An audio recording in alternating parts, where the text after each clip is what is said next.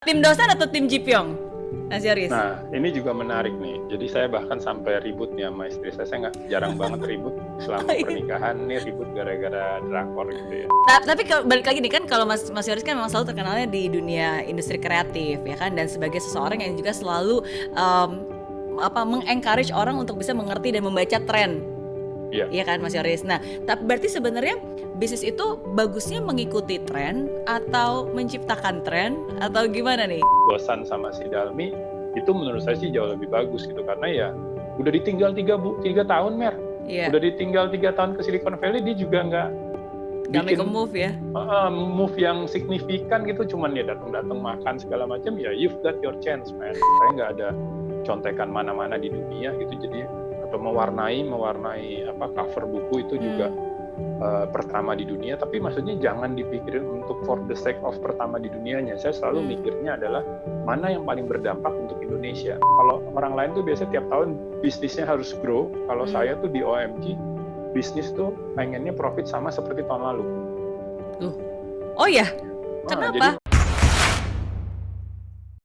Hai friends, ketemu lagi bersama saya Mary Riana dan masih tetap selalu membahas tentang dunia startup, baik drama Korea maupun yang ada di realita. Oke, jadi walaupun drama Koreanya mungkin sudah selesai, tapi masih banyak pembelajarannya. Dan hari ini ngobrol-ngobrol saya akan ditemani oleh the one and only Yoris Sebastian. Hai Mas Yoris. Halo, selamat pagi. Pagi, apa kabar? Baik, sehat. Yes, ternyata nonton drama Korea startup juga ya Mas Yoris ya? Iya, saya itu adalah drakor ketiga saya. Oh ya, yang pertama? Yang pertama The World of the Merit, yang kedua VIP, dan itu juga gara-gara kan maksudnya memang kebetulan sponsorship consultant saya udah mulai merambah ke OTT gitu ya. Jadi kebetulan kita pegang beberapa drakor juga nantinya, jadi ya mau nggak mau saya harus sedikit belajar. Oke. Wow, aku belum nonton. Soalnya banyak yang rekomen juga sih, katanya kan harus nonton apa tuh yang masak-masak apa ya? Aduh jadi lupa. Pokoknya adalah drama-drama lainnya. Tapi startup aku ini baru pertama kali nonton. Ya, dan I think it's very interesting sih. Banyak banget pembelajarannya. Kalau dari Mas Yoris sendiri gimana nih? Biasanya kan kalau seseorang nonton sesuatu itu karena dia merasa ada relevansi. Kalau dari Mas Yoris sendiri, apa yang paling disuka atau yang paling relevan dari film startup? Iya, jadi kalau yang pasti sih karena saya juga ada Inspigo ya, aplikasi podcast yang merupakan digital startup. Bedanya ya kita bukan dari hasil kompetisi gitu. Justru saya pribadi yang emang lebih sering selama ini jadi juri kompetisi startup di Indonesia. Jadi ya dua sih, sebagai juri dan sering juga menjadi konseptor kompetisi startup digital di Indonesia, jadi related ya kan. Yang kedua juga karena saya sendiri dalam 3 tahun terakhir ini punya Inspigo, Inspiration on the Go, jadi related juga karena ya kita juga udah mulai funding dan lain sebagainya gitu. Jadi sangat suka sih sama startup series yang di Netflix ini. Oke, dan apa yang digambarkan di sana pun juga sangat relate ya dengan keadaan nyata ya. Maksudnya bukan hanya asal comot dan asal buat aja. Betul, script writing-nya bagus sekali sih menurut saya sih. Script writing-nya padahal script writer-nya nih kayaknya script writer terkenal ya, yang sama aktrisnya juga udah bisa dibilang reuni gitu kan, tapi dia kayaknya bisa sangat memahami sehingga istilah-istilah, kejadian-kejadian dan dibalut dengan drama percintaannya tuh pasti kalau menurut saya sih kayak 50-50 gitu ya. Iya. Jadi ada pembelajarannya juga, terus tapi juga ada tetap drama percintaannya juga tetap harus ada berarti ya. Betul. Oke. Nah, tapi kalau dari Mas Yoris sendiri kan tadi cerita tentang Inspigo nih. Kalau di dunia startup kan biasa selalu dimulai dari 3 komponen atau 3 orang terpenting nih, hipster, hacker, sama juga hustler. Kalau dari Mas Yoris sendiri, sebenarnya di Inspigo itu lebih ke hipsternya atau hustlernya atau hackernya? Kalau saya mau nggak mau hustler ya, kalau awalnya hustler, karena kebetulan CEO saya bisa saya bilang dia hipster banget gitu kan. Terus kita juga ada CTO waktu itu yang emang dia jebolan dari apa namanya, dia jebolan dari salah satu startup unicorn lah di Indonesia gitu. Jadi ngambil perannya gitu, tapi ya karena saya di situ hanya executive chairman, komisaris utama, jadi memang saya ngejerumusin CEO saya nih yang hipster banget gitu, dan dia juga udah 2 kali exit di Silicon Valley, jadi dia bisa dibilang soal teknologi gitu ya, untuk hacker-hackeran dia juga ngerti karena dia udah 2 kali bikin sendiri startup di Amerika dan exit.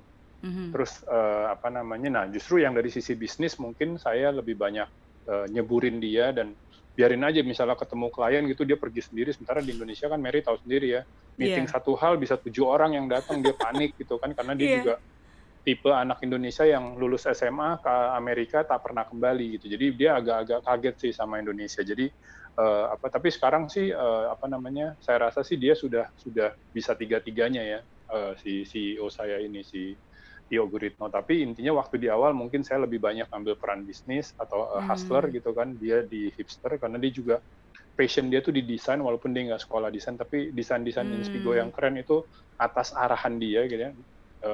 Taste-nya memang bagus, dan kita juga bisa sangat minim gitu karyawannya karena dia udah pengalaman di Silicon Valley. Oke. Ya itu juga satu hal sih sebenarnya, bahwa sebuah perusahaan itu sebenarnya bukan kesuksesannya tidak ditentukan dari seberapa besar perusahaannya dan seberapa besar anggota timnya, ya kan? Karena sebenarnya di drama startup pun setelah waktu itu ini udah mau suksesnya ya, kan netizen banyak yang komentar, wow udah sukses itu kok timnya cuma masih segitu-segitu aja, ya kan? Ada yang komentar seperti itu ya kan? Padahal kan harusnya lebih banyak lagi dan seterusnya, padahal nggak seperti itu ya Mas Yoris ya? Iya, dan kayak misalnya kita lihat kan Instagram tuh cuma belasan karyawan pada saat dibeli dengan angka yang super duper oleh Facebook gitu ya. Sebenarnya justru istilahnya ya bukan berarti nggak boleh gede ya Mer ya, tapi kalau bisa kecil kenapa nggak kecil gitu, nggak efisien, lean gitu ya. Dan ini juga yang saya sering ambil pengalaman gitu dari kompetisi startup di Indonesia gitu ya, dan ini sebenarnya klasik di dunia juga seperti yang digambarkan di series itu, kebanyakan emang isinya hacker semua gitu. Jadi kalau ada startup gitu ya, kita jadi juri gitu kan, dia tiga-tiganya tuh hacker. Nah memang selalu nih kita terangin gitu, dan bisa dilihat gitu kan, maksudnya bahwa komposisi sih yang paling penting sih adalah komposisi antara CEO, CTO, dan juga istilahnya jadi harus memilih, saling melengkapi gitu. Saya juga mungkin kalau misalnya saya lihat Tio Guritno itu kuat banget di hustlernya, saya justru harus mencari yang lain. Walaupun sekarang kalau kita lihat juga kita udah mulai rekrut ya, jadi sebenarnya di 2020 nih kita udah punya VP Business Development, orang dari korporasi gitu yang emang dia hustler banget, bahkan itu lebih hustler dari saya. Ya kan, jadi memang harus selalu hire yang lebih dari kita gitu, jangan hire yang lebih bawah tapi harus yang lebih tinggi. Nah kita sih udah punya hustler yang dalam pandemi aja bisa naikin billing sampai 3 kali lipat gitu. Jadi memang it's all about the mix of these three gitu ya, ada hustlernya, tapi kalau isinya hustler semua juga nggak bagus kan Mer gitu loh, isinya hacker semua juga nggak bagus. Nah itu yang istilahnya harus ngebalance, dan itu yang harus kita cari sih satu sama lain. Sama kejadiannya seperti si Dosan akhirnya kan perlu CEO gitu. Jadi bukan berarti CTO tuh nggak bisa jadi CEO, bukan juga gitu loh. Ya, tergantung stage-nya juga sih ya. Maksudnya kalau misalnya kayak tadi kan mereka memulai Samsung-Tech, kayak tiga-tiganya sebenarnya programmer semua, ya kan? Tapi tergantung stage-nya mau dibawa kemana. Ya ketika kita mau mengarah kemana, mungkin membutuhkan orang-orang yang memang di luar dari kapasitas kita ya. Dan akhirnya ya itu. Jadi merekrut bukan hanya sekedar for the sake of recruiting, kesannya orangnya banyak, tapi rekrut memang for strategic purposes lah. Betul. Iya, oke. Nah, ini balik lagi ke film startup ya, karena aku juga sempat ngeliat di Instagramnya Mas Yoris, ini tentang pemilihan CEO. Itu juga satu hal yang aku impress banget sih, karena how can you choose a CEO dari 400 orang candidate yang sebenarnya kita juga nggak terlalu tahu latar belakangnya seperti apa, hanya dalam waktu beberapa menit, waktu 1 jam kurang lebih ya. Oke, dan ternyata dikasih series of pertanyaan, dan ternyata yang dites itu bukan yang kemampuan leadership skill, bukannya kepintaran, tapi how they can really relate to the market. melihat dan membaca tren dan Ya. melihat relevansinya. Nah sebenarnya how is it important gitu for a CEO to really able to membaca tren dan mengimplementasi tren itu. Iya, dan memang saya posting ya di Instagram saya tuh Yoris Sebastian, karena buat saya tuh itu menarik banget, itu yang sebenarnya kayak missing link dari kompetisi-kompetisi startup digital di Indonesia gitu ya, banyak sekali, udah terlalu banyak lah lomba, tapi ya tadi soalnya istilahnya memang dipaksain, istilahnya apalagi nggak enak kan Mer ya, misalnya bayangin tuh kayak Samsung Tech, kalau nggak di sandbox mungkin dia tidak akan punya CEO karena dia ngerasa ya udahlah dosan aja yang jadi CEO-nya gitu kan, kita udah bareng-bareng sekian lama gitu ya dimodalin orang tuanya dosan, udahlah dia aja CEO-nya. Nah tapi kan gara-gara itu dites gitu ya. Nah ini juga yang mengingatkan saya sih sebenarnya, yang tadi saya juga bilang bahwa bukan berarti CTO. Kalau dilihat sebenarnya kemarin dari 40 yang dapat kaos merah, nah merah itu kan CEO tuh hustler ya, merah ya, jebret gitu. Nah itu ada juga, bukan berarti tidak ada gitu ya. Kalau kita ingat misalnya kayak Steve Jobs itu kan sebenarnya dua-duanya hacker gitu ya, Steve Jobs dan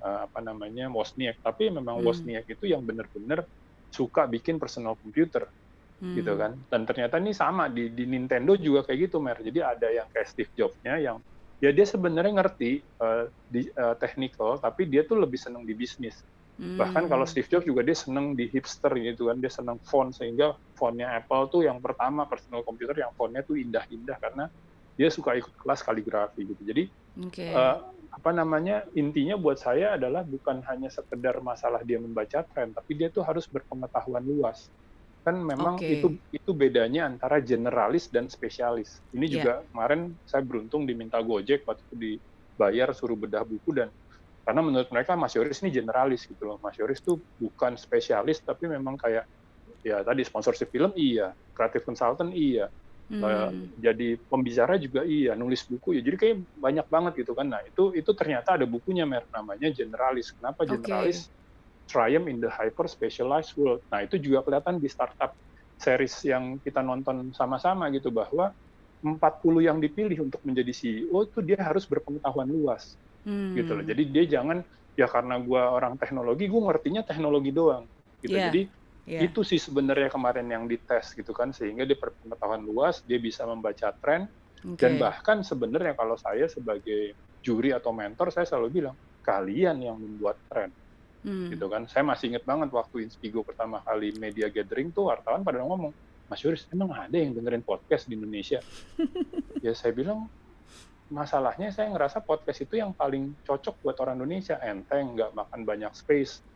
Wi-Fi-nya juga nggak terlalu perlu yang kenceng-kenceng gitu kan. Dan bisa sambil multitask ya, sambil dengerin sambil ngerjain yang lain. Ya kan, itu anak-anak sekarang kan seneng banget multitask gitu. Jadi buat saya ya memang waktu saya memulai Inspigo tidak populer podcastnya, tapi bukan masalah saya pengen bikin itu populer.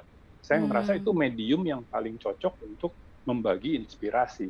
Dan akhirnya sekarang fast forward 3 tahun ya, Mary lihat sendiri kan, podcast kayaknya rising banget. Nah itu kan creating trend, tapi bisa dilakukan karena kita berpengetahuan luas. Kalau kita nggak berpengetahuan luas, sering juga dia mau bikin tren yang ada kecepatan, Mer. Jadi akhirnya dia nggak berhasil. Nah itu sih yang memang akhirnya saya setuju banget sama, saking sukanya makanya sampai saya posting juga di Instagram, karena itu missing link-nya, Mer. Banyak orang bikin kompetisi, tapi akhirnya tadi CTO-nya atau hacker-hacker ini dipaksakan jadi CEO. Bukan berarti nggak boleh ya. Itu message yang bagus sekali dari Samsung Tech. Bahkan setelah dia sukses di Silicon Valley, pas balik, ya kan dia nanya, emang kita bertiga nih senengnya bikin. Nah dia tuh bertiga tuh tipe-tipe Wozniak yang emang senengnya bikin, betul. Visioner gitu loh, bukan orang yang kenapa bisnis kita nggak bikin ini ya kan. Nah itu memang harus saling mengisi.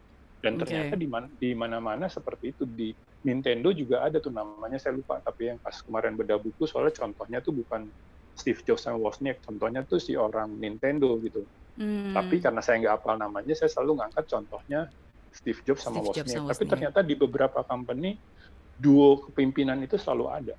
Oke, oke. Tapi berarti kalau misalnya balik lagi ke yang tadi ya, ketika pemilihan CEO itu kan dikasih kata-kata kunci itu sebenarnya bukan hanya untuk bisa membaca tren, bukan hanya ngetes nih CEO ngerti tren nggak sih, tapi sebenarnya lebih nih orang CEO ini apakah dia generalis atau enggak sih, dia mengerti nggak sih apa yang Mm-mm, dibicarakan oleh masyarakat. Karena kan yang betul. dites dikasih kata kunci terus dalam waktu 30 detik kamu harus menuliskan kata kunci yang related tentang itu. Dan Betul. kalau saya ingat kata kunci macam-macam tuh, ada blockchain, ada aging society, ya kan, ada Korean wave gitu Ya, ya. betul. Dan Iya, dan iya. itu menurut saya itu bagus sekali karena seringkali di dunia bahkan ya bukan hanya di Indonesia gitu kalau bikin kompetisi startup yang isinya hacker semua, akhirnya dipaksain Hmm. salah satunya harus jadi hustler, salah satunya harus jadi hipster. Padahal sebenarnya kalau di sandbox itu kayak di matchmaking kan gitu loh. Iya, Kita iya. harus cari nih, kalau enggak lu nggak bisa move on gitu kan. Makanya yang si lawyer itu akhirnya dia mau ya daripada gue nggak ada kelompok juga, ya udahlah gue ikut aja gitu. Tapi itu menjadi apa namanya pelajaran tersendiri lagi tuh Mer, bahwa Hmm. sometimes you don't have to join sesuatu yang lu bener-bener udah impikan gitu, tapi hasilnya bisa bagus juga. Tiap orang kan nasibnya Hmm. beda-beda gitu. Jadi emang itu buat saya sih script writing-nya tuh powerful sekali sih.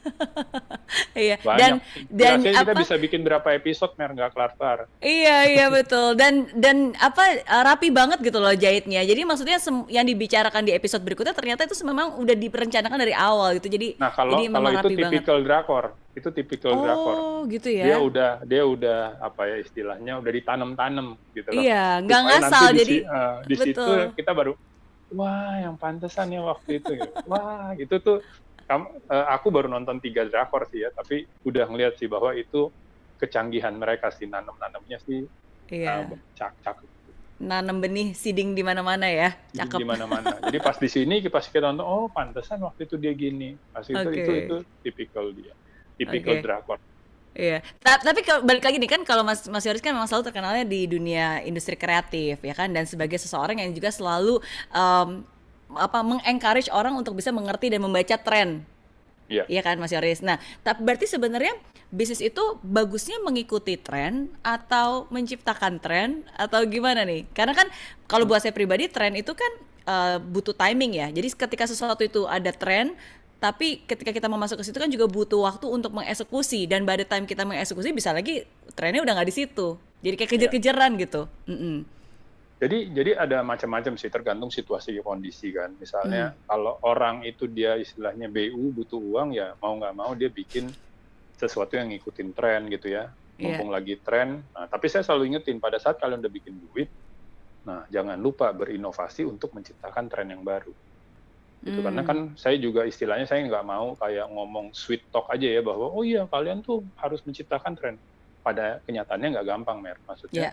saya aja nih kemarin juga nih pandemi saya baru ngeluarin satu platform baru lagi namanya FYAgift.com. Jadi itu for Mm. your awesomeness gift. Jadi Oke. kayak misalnya Mary beliin buku buat anaknya Mary masuk di FYAgift.com itu bisa personalize nama panggilan anak, nama Oke. panggilan ibu, nama panggilan ayah gitu kan. Iya, iya. Nah, apa namanya? Itu saya ngaku misalnya nanti udah ngetop terus ditanya sama orang-orang, loh itu saya ngikutin aja copy paste apa yang ada di Frankfurt Book Fair sama di London Book Fair gitu. Iya. Itu pun sebenarnya di Indonesia masih kurang siap. Kenapa Mer? Percetakan kita belum seprofesional percetakan di luar Hmm. gitu Oke, ya. iya. Jadi itu kelemahannya, makanya saya agak lama sampai saya nemuin orang yang bisa megang percetakan Oke, sebagai oke. partner, ya kan bukan sebagai karyawan loh, sebagai partner. Karena kalau karyawan Iya, pas dia resign, saya pusing Mer gitu ya. Jadi iya.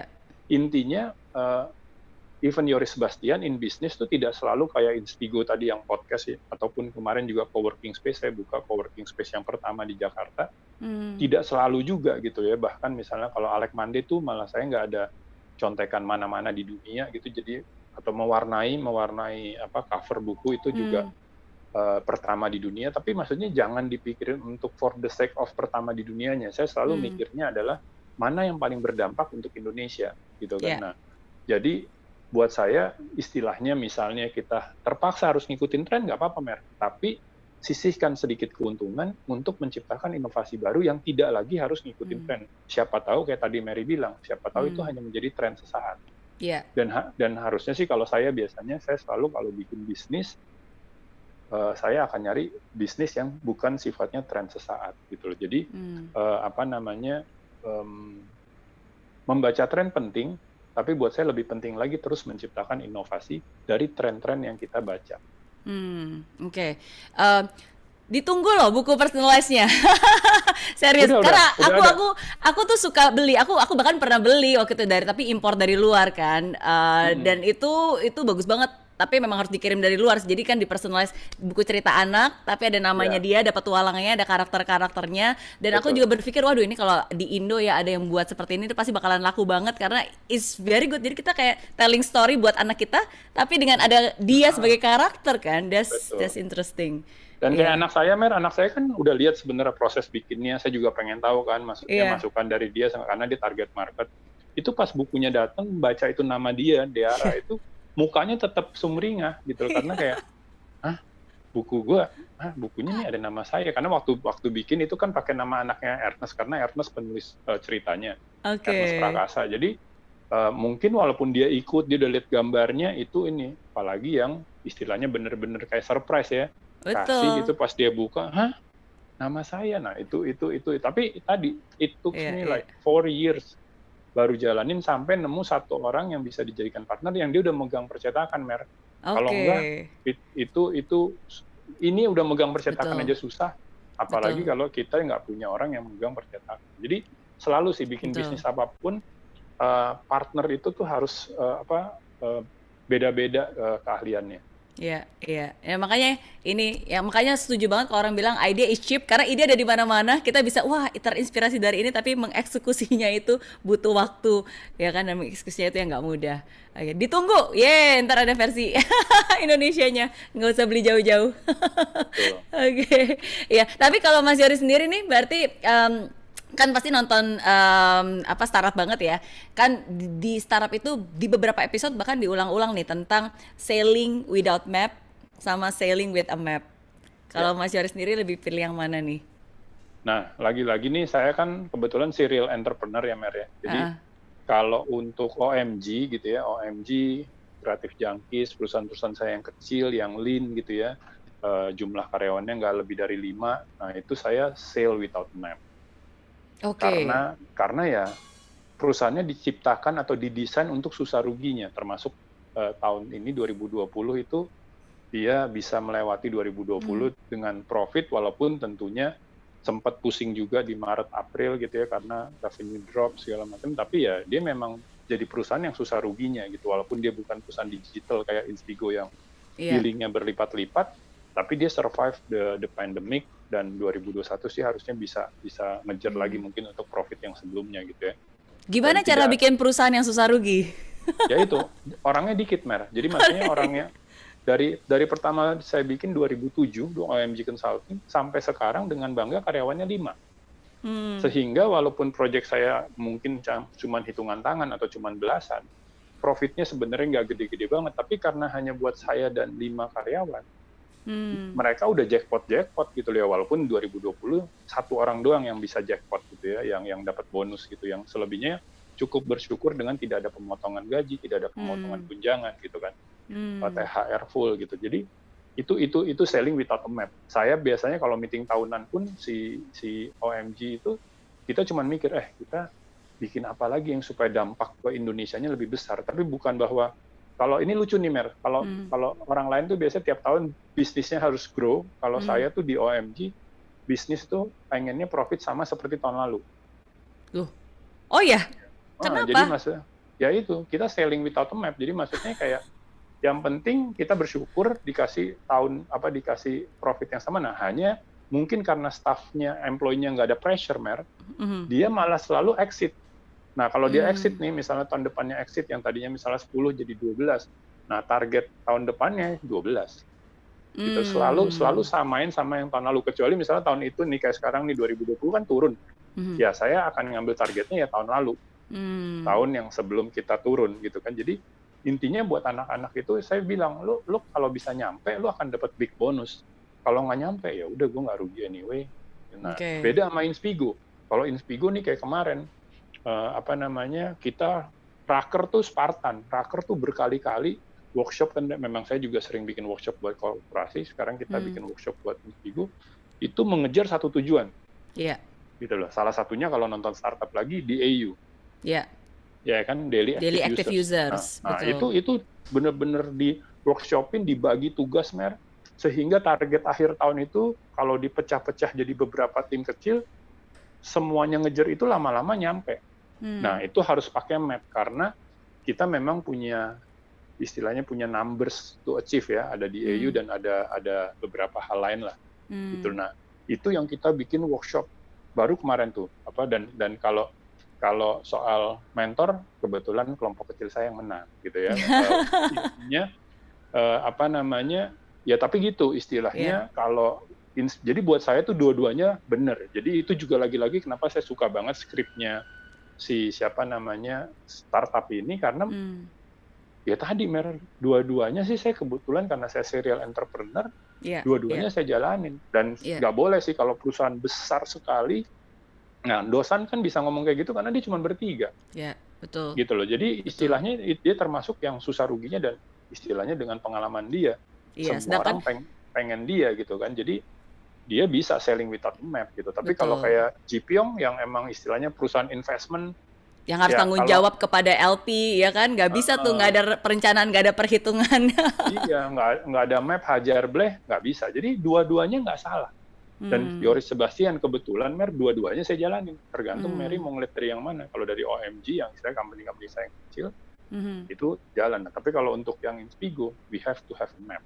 Dan mapnya ditentukan oleh CEO. Tentunya saya ngasih masukan-masukan, dia mikir, habis itu dia tentuin, istilahnya objektifnya kita di 2021, rapat dengan tim kecil, terus ketemu bisnis challenge-nya, workshop dengan tim yang lebih besar untuk mencapai bisnis challenge yang jadi istilahnya untuk mencapai angka misalnya yang super duper itu karena dibagi dengan tim-tim kecil akhirnya jadinya angkanya kayak nggak terlalu gede.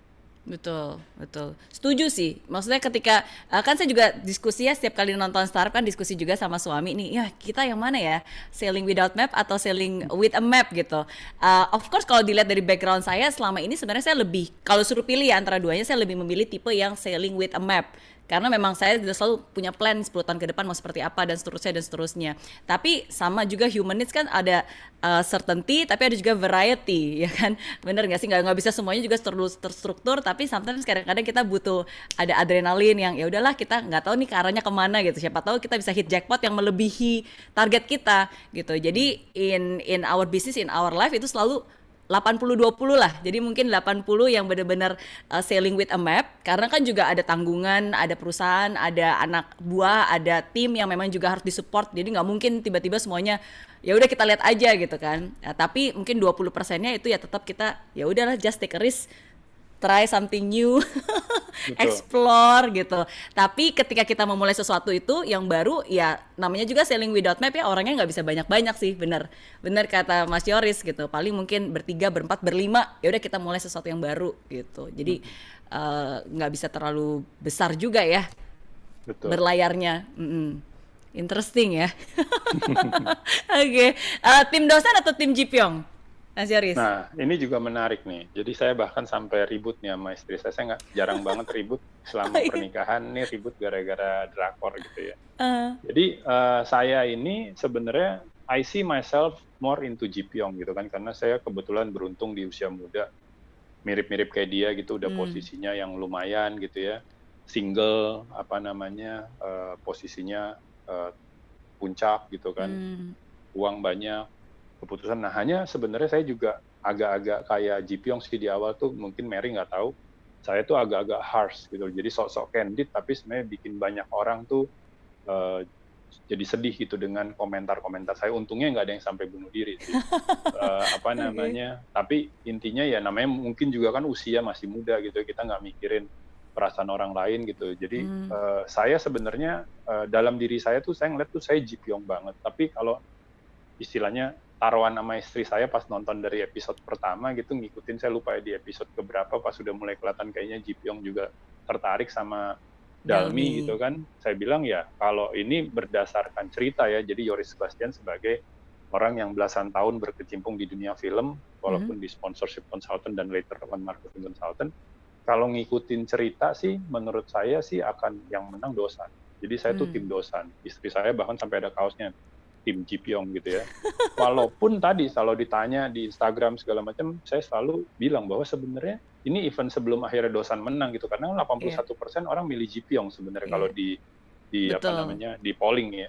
Hmm. Nah, saya bilang I see myself di Ji Pyong. Makanya saya juga bilang istri saya, ya mungkin kamu suka Ji Pyong karena itu kayak Yoris gitu kan, yang muda, sukses gitu-gitu loh. Yeah. Tapi ya tadi sadar nggak sih ya, sinistiknya ada gitu loh, maksudnya pasti harus pakai map gitu-gitu loh. Jadi nah sementara kalau saya ngeliatnya, kenapa saya jadi tim Dosan, saya ngeliatnya si Dalmi itu lebih nyaman kayak satu liga gitu loh sama si liga sama si Dosan gitu kan. Kalau sama Ji Pyong tuh kayak tinggi banget gitu loh. Ji Pyongnya pengen sih, tapi kayak untungnya sebenarnya Ji Pyong itu kayak ditaruh sebagai anak sebatang kara kan, gak ada keluarga gitu. Tapi itu yang juga saya lihat sih, kadang-kadang kan kita misalnya mau merit, kita juga nyari yang istilahnya yang kita bisa menikah sama keluarganya gitu kan. Nah kalau si Dalmi itu memang saya lihat akhirannya kan lebih cocoknya tuh sama Dosan yang emang kayak satu journey ya. Iya, maksudnya nggak kejauhan sama si Ji Pyong, dan emang anyway pada saat nonton lagi terusannya Ji Pyongnya juga tidak banyak melakukan move anyway kan. Jadi kalau di Indonesia mungkin udah dibikin Ji Pyongnya tuh banyak bikin move gitu, tapi itulah lagi-lagi hebatnya si scriptwriter, justru karena dia nggak bikin move, para penonton 81% malah in favor ke Ji Pyong, kasihan sama dia gitu. Dan menurut saya sih happy endingnya pas, dan bahkan saya tambahin kata-kata mature ending untuk Ji Pyong kan. Akhirnya dia jadi filantropis aja, dia malah kayak jadi CS ya kalau kita lihat di endingnya kan, jalan kan berempat sama si Dosan sama si Dalmi. Itu menurut saya sih jauh lebih bagus gitu, karena ya udah ditinggal 3 tahun Mer, udah ditinggal 3 tahun ke Silicon Valley, dia juga nggak make a move ya. Move yang signifikan gitu, cuman ya datang makan segala macam, ya you've got your chance man. Jadi walaupun lagi-lagi nih kebetulan saya sih juga bukan tim Dosan terus I hate Ji Pyong, karena I can see myself in Ji Pyong sebenarnya, yang kayak dia banget, yang sempat juga sebelum saya punya pacar merit tuh ya saya kayak Ji Pyong, yang emang kehidupan saya hidup sendiri aja, I don't really care about others rather than bisnis dan karir saya doang gitu. Makanya banyak yang komentar dan bilang, wah kalau gitu berarti first move mengalahkan first love.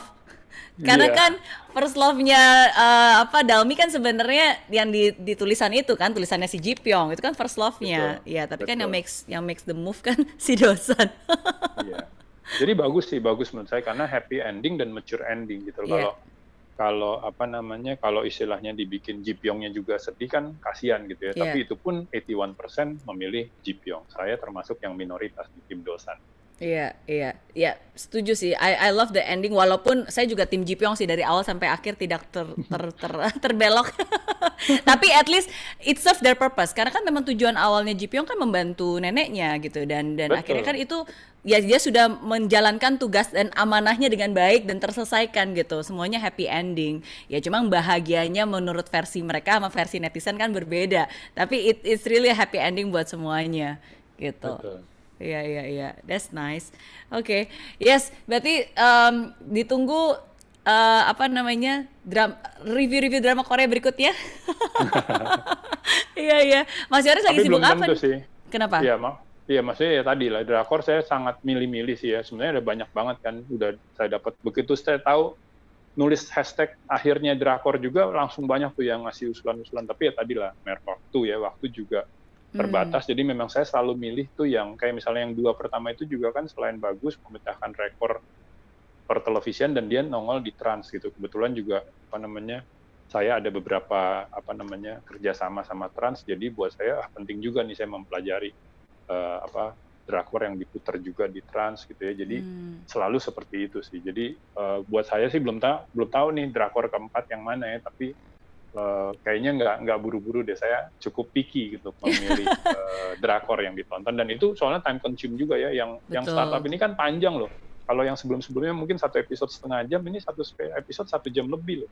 Iya. Oh, biasanya kalau drakor tuh cuma pendek-pendek ya, setengah jam. Pendek-pendek, 30 menit, Oh, oke 30 oke. menit, 30 Ini menit. bisa satu setengah jam. Tapi at least yang drakor startup ini pun juga menjadi tren ya. Maksudnya menjadi pembicaraan, dan bahkan sebenarnya ada banyak orang juga yang menggunakan tren drama startup ini di bisnis kan, ada yang bikin kaosnya, ya Betul, kan, ada yang bikin promosi-promosi, ada saya sering benar. banget lihat promosi kopi kalau tim Dosan dapat diskon 30%, tim Jipyong gratis gitu. Iya, betul, betul. Ada kayak gitu ya. Heeh. Mentor jadi heboh gitu kan. Untung kita berdua udah lama ya Mary jadi Oh iya, mentor ya. Jadi kita mah santai aja gitu kan. Mentorship sih kita udah lama gitu. Tapi itu betul. bagus sih. Itu yang saya selalu bilang sama tim saya kalau ngerjain film, ngerjain web series tuh Hmm.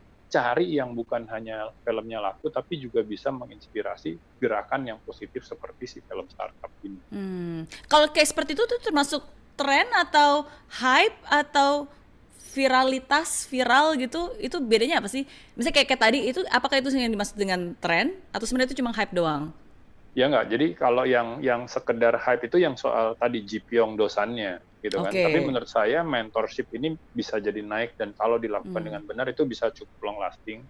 Ya Oke. startup digital kita juga udah lihat walaupun memang sudah mulai masuk maturity gitu ya. Jadi udah nggak seperti dulu aja. Mary mau bikin apa? Orang langsung ngasih duitnya udah benar-benar kayak gambling. Hmm. Sekarang investor tetap menurut saya tetap mudah untuk didapat gitu ya, asal produk kita bagus tapi dia udah lebih picky, dia udah lebih ngeliatin gitu ya, nggak sekedar ngambil startup terus suruh bakar duit gitu. Kalau saya memang kebetulan Inspigo dari dulu saya usahakan uang masuk sama dengan uang keluar, setidaknya nggak untung tapi nggak bakar duit gitu kan. Nah jadi itu yang sekarang in favor sama venture capital. Kompetisi-kompetisi menurut saya tetap akan ada kompetisi startup. Jadi ada beberapa hal yang akan menjadi tren jangka panjang gitu ya.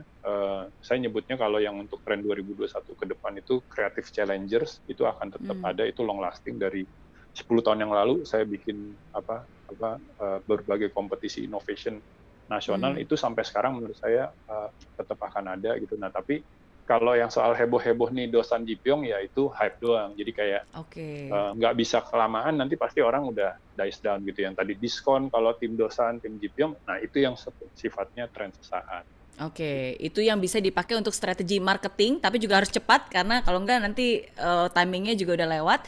Ya, tapi itu hype ya. Tapi kalau misalnya kita mau lihat membuat sebuah bisnis atau mungkin melihat market arahnya kemana, itu berarti kita lihat trennya dan relevansinya.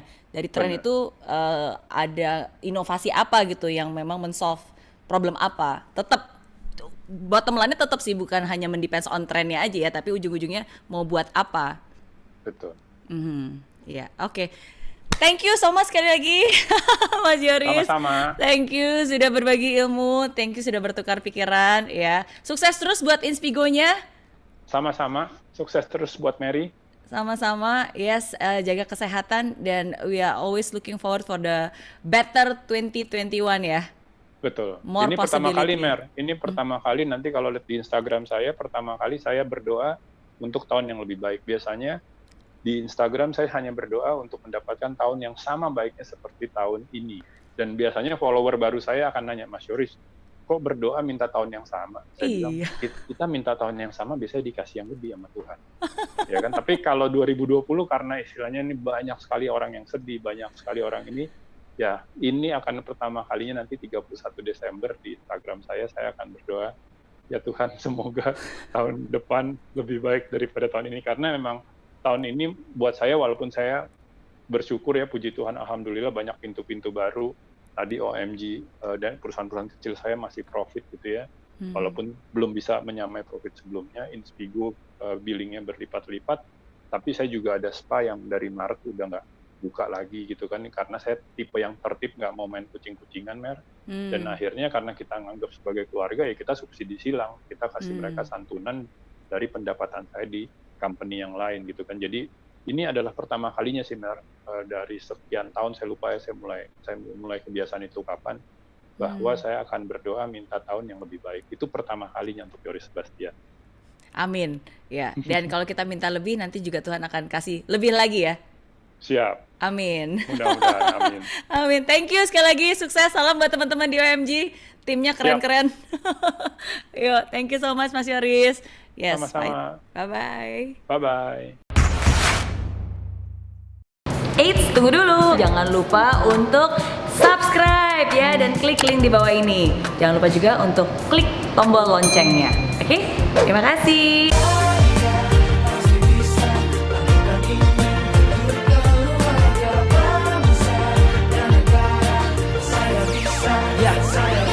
Laksana bumi tanpa hujan, hidup tanpa tujuan, kering dan mati tanpa hijaunya tumbuhan. Demikian kalau mimpi tak kunjung terjadi.